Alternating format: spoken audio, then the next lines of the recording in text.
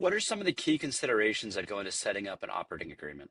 An operating agreement is the main governing document for an LLC. So you have a corporation, and the corporation has its general governance documents, and then you have an LLC.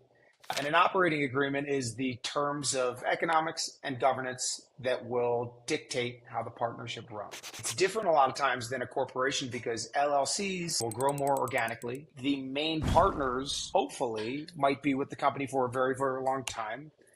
But if they're not, you need to think about how to have a amicable divorce, and you need to think about it at the outset. There are certain considerations in an LLC, in an operating agreement, that you don't have in a corporation. One of them is, what if someone leaves, right? If I'm paying out profits in a company, and let's say we have two partners that each own it 50-50, one partner leaves, you don't want to be paying out 50% of the profits to that partner necessarily for the rest of the life of the business. You might need someone else to come in to add value. You're going to need to reward that person with compensation. A lot of times in an LLC, you need to think about, how do I buy out my partner? Sometimes you buy them out fully. Sometimes you let them vest into a little bit of equity and you let them go.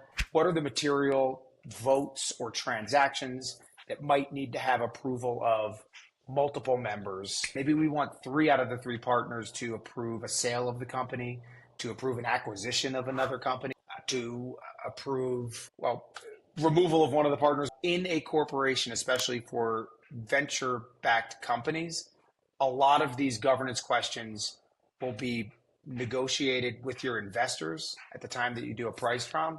When you're setting up an LLC, we look at this a lot of times as kind of a small financing. There are economic aspects of the company and there are governance aspects of the company that you're going to want to figure out at the very outset when things are good, when everyone's on the same page. But that's not always the case, and you want to understand, how are things going to go if and when some of these eventualities happen, where this doesn't tank the company altogether.